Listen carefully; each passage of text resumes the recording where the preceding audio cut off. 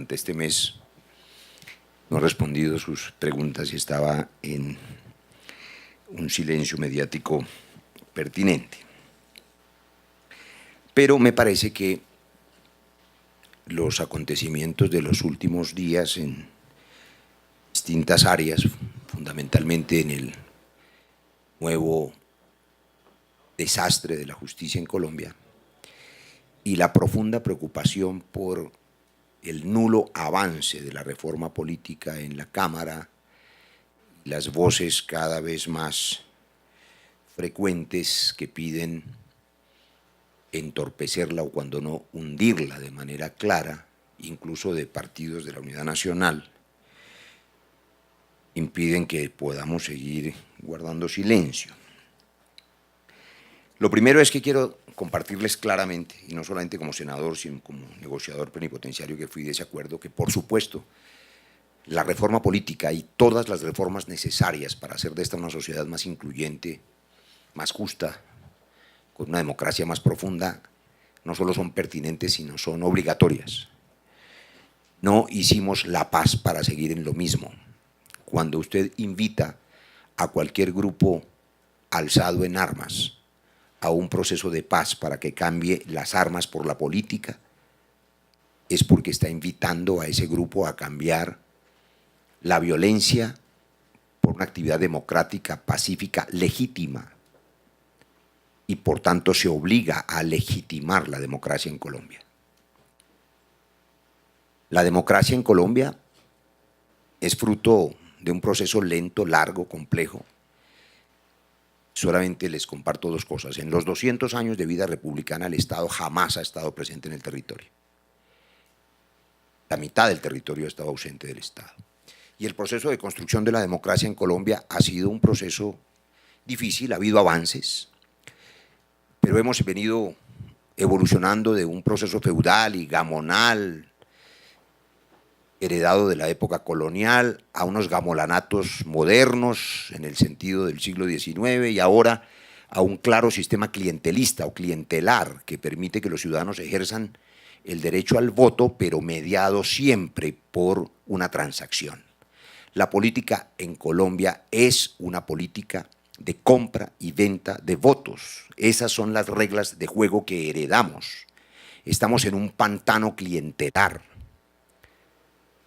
Las reglas de juego de la democracia en Colombia son una trampa para la democracia. Así está establecido, así está escrito. Cuando tuvieron el pésimo invento de hacer una lista abierta con una circunscripción nacional de Senado en un ambiente de proliferación de la maldición del narcotráfico y condenando a cada líder popular, por humilde que sea, en el municipio más pequeño de Colombia a montar una microempresa electoral y a autofinanciarse y además a competir con sus compañeros de lista en una lucha fratricida y caníbal, nada distinto a una perversión de la democracia puede salir de ese modelo.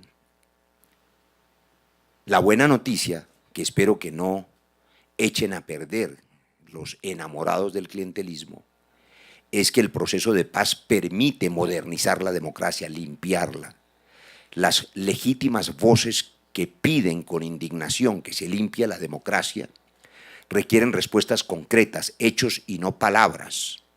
La gritería, inclusive la denuncia sin propuesta, el populismo incendiario que clama por acabar partidos, instituciones, arrasar con los congresos, lo único que deviene es en formas de autoritarismo y populismo. Fue lo que ocurrió en Venezuela. La destrucción de las instituciones y de los partidos terminó en Chávez y en Maduro. Es responsable para nosotros proponer hechos concretos, reformas reales y responder a la indignación ciudadana, dejando claro que no es posible seguir en el mismo sistema del pantano clientelar. Lo resumo en una frase: hicimos la paz, lo que significa la obligación de construir una democracia más incluyente y con garantías reales para la participación de todos, no para seguir en este sistema actual. Veo lentitud en la implementación legislativa de los acuerdos, me preocupa. Estos acuerdos deberían estar sólidos y seguros desde el primer semestre. Hay temas que se van quedando en el tintero, para empezar uno muy grueso, que es la JEP, Resulta insólito que a estas alturas aún eso no esté resuelto y ni siquiera haya avanzado en un primer debate esa ley estatutaria que es prioridad nacional, porque de ella depende la seguridad jurídica de los acuerdos y por tanto la posibilidad de que la paz sea en verdad estable y duradera. Pero no es lo único que está en el tintero. Hay temas que parecen menores pero no lo son y que tienen que ser presentados cuanto antes. El gobierno anuncia con frecuencia que los va a presentar, que los discute, que hace borradores, que hace talleres, que los presenta a la CECIBI, pero me preocupa que no avanzan. Y me refiero al que parece el primero de ellos y que en la retina de ustedes, amables comunicadores y comunicadoras, en medio de tanto ruido y de tanta noticia gruesa, se va quedando en el tintero. Me refiero a la ley estatutaria que debe reglamentar la participación ciudadana en Colombia. Estoy hablando de que el proceso de paz exigió que haya maneras más garantistas de garantizar la participación ciudadana, el derecho a la protesta, pero también de ordenar esos mecanismos. Y pongo dos ejemplos que no son únicos, pero que son los más gruesos del desorden en que hoy los mecanismos de participación ciudadana operan y que no son ni garantistas ni eficientes para la democracia colombiana. Los dos ejemplos son las consultas mineras y las revocatorias del mandato. En las primeras, que yo defiendo y aplaudo, porque debo confesar que prefiero el agua que el petróleo y prefiero el aire que el carbón y que apoyo esas expresiones ambientales, lo que es cierto es que son consultas precarias, improvisadas, desinformadas, carentes de orden y de deliberación. Las formas modernas de democracia radical, para quienes les gusta la ciencia política, implican escenarios de deliberación para que el pueblo informado pueda ir a las urnas y decidir y no sea solamente una decisión emocional. Resultados electorales del 99% en contra de cualquier cosa no son racionales. Lógicamente no son racionales, así yo esté de acuerdo con ellos. Implican, señor secretario, y muchas gracias por acompañarme, usted que es la institucionalidad hoy aquí para esta erradicación, una decisión del 99% no es sino o un motín, o una asonada, o un linchamiento ideológico. Entonces vamos a ordenar ese mecanismo de la participación ciudadana y voy a compartirles cómo en los próximos segundos. El otro ejemplo es el de la revocatoria del mandato, una proliferación de revocatorias del mandato que tiene unos costos enormes en miles de millones de pesos, completamente desordenada. Hay 107 iniciativas de revocatoria que nos dice la autoridad electoral cuestan 100.000 millones de pesos y que están condenadas casi todas al fracaso, como se ha visto, pero que además se originan el mismo día de la elección de los alcaldes y se convirtieron en un mecanismo de vindicta o de revancha del candidato perdedor, cuando no hay ni siquiera ocasión de evaluar la gestión del mandatario. Para el primer caso, vamos a radicar en los próximos minutos esta ley estatutaria que tiene estos elementos. Yo no sé si ustedes están proyectando esto que se llama un proceso de licenciamiento social. Se refiere a lo siguiente y se los digo brevemente. Y ahora, por supuesto, si ustedes tienen tiempo y paciencia, estaré encantado de poderles explicar en más detalle. Se resume de esta manera. Hoy, un líder popular o un alcalde populista o sensato convoca al pueblo a una consulta popular para oponerse a cualquier proceso, por ejemplo, un proceso minero. Gana con un 99% en contra, genera una inseguridad jurídica enorme, no evalúa las consecuencias de esa decisión y después termina en fenómenos de desempleo, en fenómenos de deserción de los propios participantes y en un desorden que no garantiza que eso tenga algún efecto más allá de la protesta misma. ¿Qué estamos diciendo? Vamos a modernizar ese proceso de licenciamiento social estableciendo primero una audiencia pública que debe ser convocada por la primera autoridad municipal, por el alcalde, para presentarle a la comunidad todos los argumentos y su decisión sea deliberativa, informada, que vayan las autoridades locales, nacionales, ambientales, gremios, las comunidades, los indígenas, las etnias, que todo el mundo exprese sus argumentos en una deliberación informada. Esa audiencia pública tiene que ser luego desarrollada en unos talleres técnicos que sean ofrecidos a esa comunidad por las autoridades ambientales, donde se escuchen todas las opiniones. Y en un tercer y último paso, tiene que haber una formalización de ese licenciamiento en el Consejo Municipal. ¿Qué quiere decir eso? Que una vez que se desarrollen los informes de esas audiencias públicas y talleres, debe aprobarse o no en el Consejo Municipal esa licencia social para que avance o se deniegue el proyecto que se está discutiendo, el proyecto de infraestructura, el proyecto minero, el megaproyecto agrícola, el proyecto que sea, el proyecto turístico, la represa, la que sea. Eso significa que si ese licenciamiento social cursó por este trámite, la firma de un gobierno nacional frente a una empresa transnacional, por ejemplo, o la inversión multimillonaria para hacer una represa o una gran carretera, tiene la seguridad jurídica de que fue avalada por los ciudadanos que fueron afectados. Si es negada, se le da trámite con las normas actuales a la consulta popular, pero esa consulta popular, cada ciudadano y ciudadana habrá tenido toda la información necesaria. ¿Qué bondad tiene este proyecto entonces? Garantiza la consulta popular, garantiza la voz ciudadana, pero informada y deliberante, e impide la inseguridad jurídica que hoy tiene una crisis al sector mineroenergético nacional, porque ha significado el riesgo enorme para la inversión extranjera de que procesos que están en marcha sean negados en cualquier municipalidad, y eso es un problema económico muy grande para el país que no se está resolviendo y que vamos a ayudar a resolverlo con este proyecto de ley porque el gobierno se ha demorado en resolverlo. El mismo proyecto, a propósito de la modernización de los mecanismos de participación ciudadana en lo que tiene que ver con la revocatoria del mandato, incluye estos elementos aún más simples. Ya hemos dicho lo que cuesta, 100.000 millones, y el desorden, y las elecciones atípicas que vendrían, si tienen éxito, en fechas totalmente dispares y desordenadas.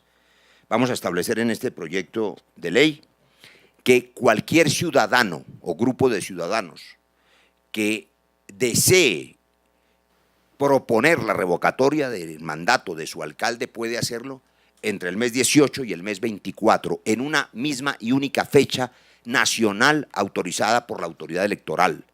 ¿Qué quiere decir? Que no hay 50 elecciones o 400 revocatorias, sino que entre el mes 18 y el mes 24, la autoridad electoral dice, tal fecha única nacional es la fecha de la revocatoria del mandato.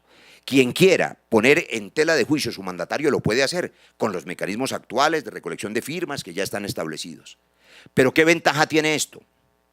Dos, por lo menos. Y es que ese periodo mínimo de 18 meses permite sí evaluar la gestión del alcalde que está empezando y no empiezan a recoger firmas al otro día que lo eligieron.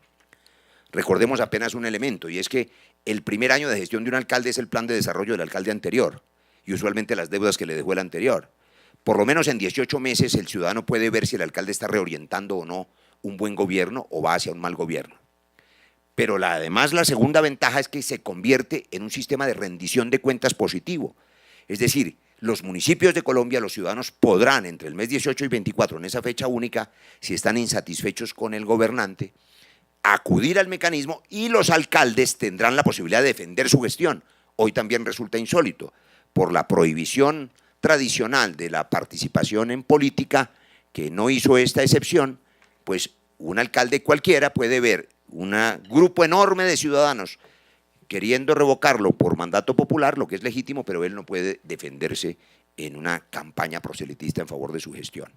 Así que le damos orden al mecanismo de participación ciudadana, será una fecha única establecida por la autoridad electoral entre el mes 18 y el mes 24, y en esa fecha serán todas las revocatorias que sean necesarias. Y habrá elecciones también en una fecha única, aquellas que tengan éxito con los mecanismos que ya están previstos. Eso frente al proyecto de ley.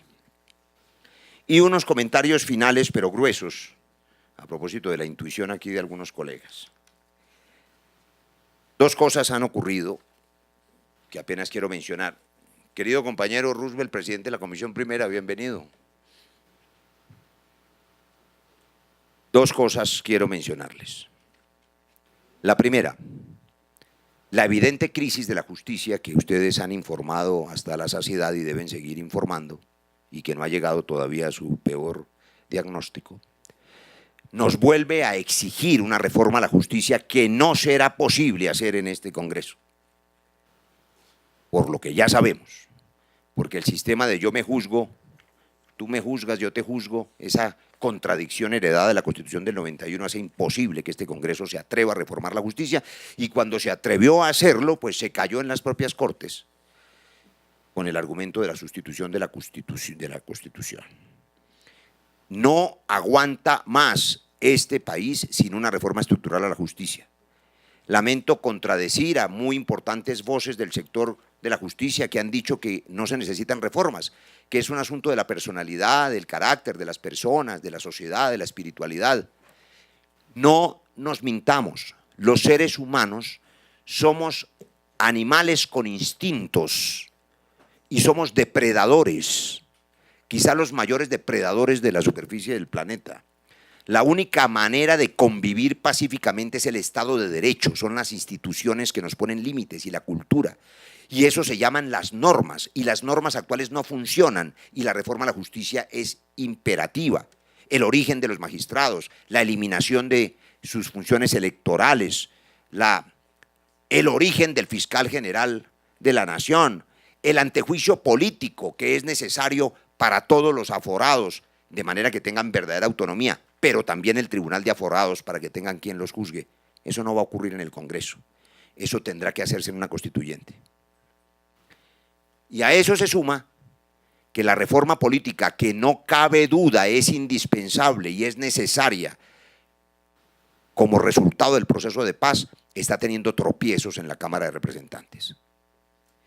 Si el Congreso colombiano no cumple con su deber de aprobar esta reforma política, el gobierno tiene que cumplir con ese deber en acatamiento a los acuerdos de La Habana, pero sobre todo en acatamiento a la indignación ciudadana. El sistema clientelista no puede continuar. Y por esa razón quiero decir que con la feliz coincidencia, quizá la única, desde el punto de vista ideológico, que encuentro en la iniciativa de la senadora Vivian Morales y de muchas otras voces. He oído también al senador Horacio Serpa, he oído al Centro Democrático, he oído a muchos sectores hablando de constituyente en estos meses.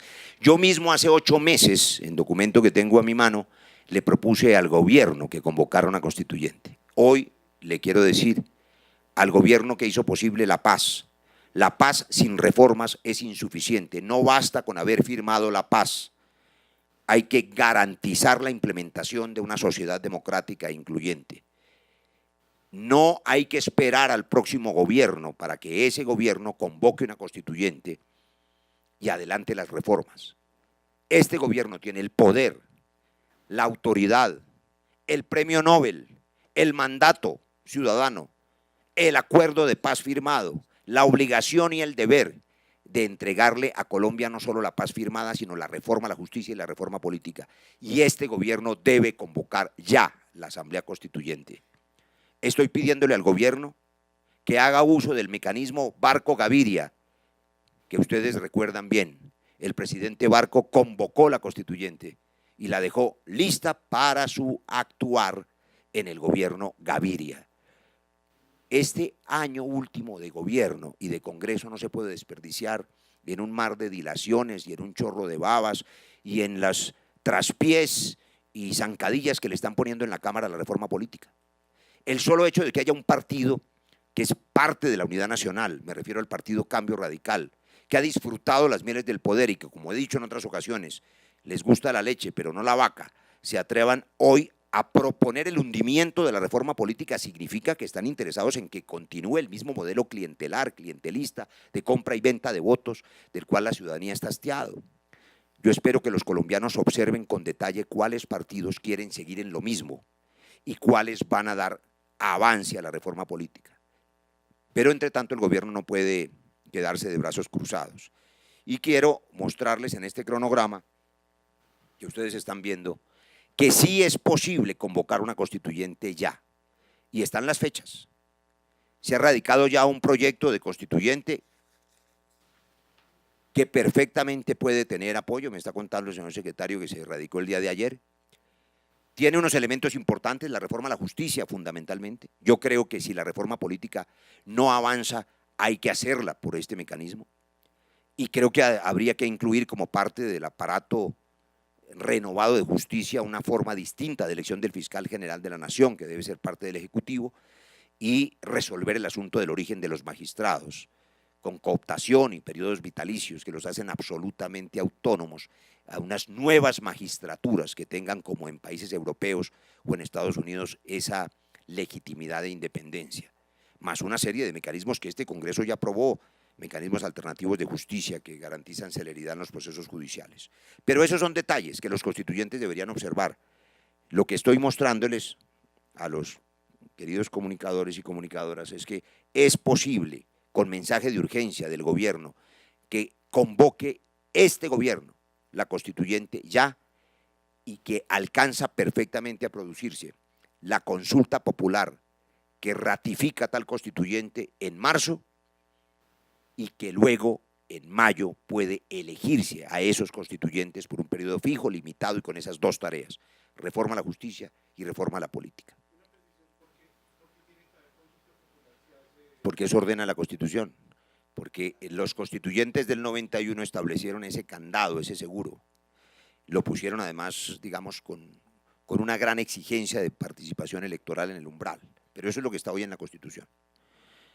Entonces, termino con esto. Yo le estoy pidiendo hoy al Gobierno Nacional que no basta con haber firmado la paz, hicimos la paz para construir una democracia legítima, garantista e incluyente. Si este Congreso no cumple con esa obligación, el gobierno tiene que cumplirla. Este año no lo puede desperdiciar y este gobierno puede y debe convocar la constituyente y dejarla operando tal y como hizo el presidente Virgilio Barco en la transición al gobierno del presidente César Gaviria, con esa temática limitada. Que no nos digan que no hay tiempo. Hay tiempo. Si no la quieren hacer es porque no tienen voluntad política. Radical ha manifestado su inconformidad con la reforma política. Ayer lo hizo el jefe negociador del gobierno en los diálogos de paz con las FARC, Humberto de la Calle. ¿Qué opinión le merecen esos comentarios de Humberto de la Calle y de las mismas FARC que dicen que la reforma que está haciendo trámite no garantiza el cumplimiento de lo que se acordó en La Habana? No nos dejemos engañar, porque hay que ser muy juicioso en el análisis de los distintos comentarios. Usted tiene razón. Son muchas las voces que piden cosas distintas.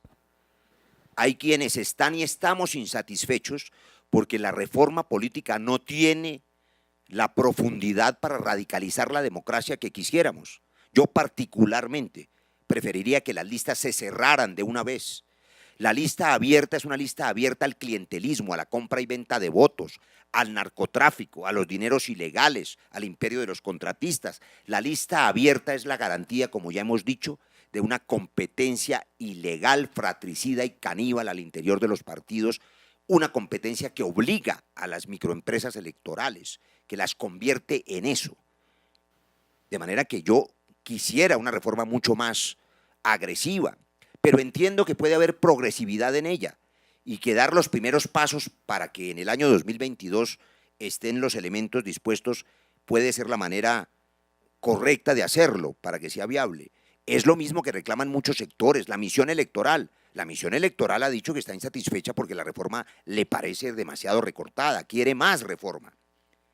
De la Calle ha dicho que le parece un problema que se limite en la inscripción por firmas, y tiene razón, él mismo ha decidido inscribirse por firmas. Mal podría estar de acuerdo con que limiten ese mecanismo que él mismo va a utilizar y muchos otros candidatos. De la Calle quiere más reforma. Muchas otras voces quieren y queremos más reforma. En cambio, el Partido Cambio Radical y el Centro Democrático lo que quiere es ninguna reforma. Eso es lo que ha dicho el día de ayer o antier su presidente Jorge Enrique Vélez, que aprueba la paz, pero hasta ahí, o sea, hasta ahí, hasta el clientelismo, que eso no se toque, que el sistema de acceso al poder siga siendo el mismo. Si el Congreso colombiano no avanza en la reforma política, debe esperar que los vientos de la indignación nacional revoquen el próximo Congreso, porque eso es lo que ocurriría. La nueva constituyente barrería con unas instituciones que no fueron capaces de reformarse a sí mismas. Senador, pero ¿usted no teme que abrir una constitución a temas, digamos, tan grandes y tan importantes como la política y la justicia vaya a ir en contravía de los acuerdos de paz y en vez de reafirmarlos se puedan estar desmontando? Gracias, Lucas, por esa pregunta. Por eso empecé por una afirmación esencial. Los acuerdos de paz podrían traducirse en una frase que muchas veces repetimos: cambiar las armas por la política. Y cambiar las armas por la política implica cambiar la violencia por el ejercicio de la democracia. No tiene sentido haber firmado la paz si no cambiamos la política.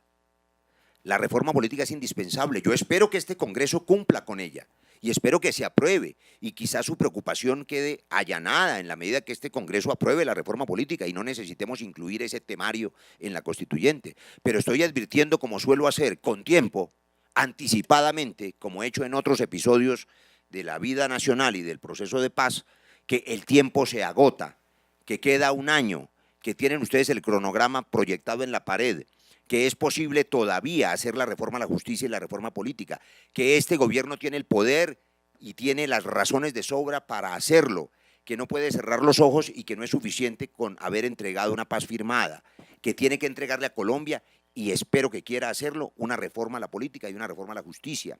Que la reforma política puede salir de este Congreso si este Congreso es sensato, pero que si no sale de este Congreso, el gobierno puede convocar ya una constituyente.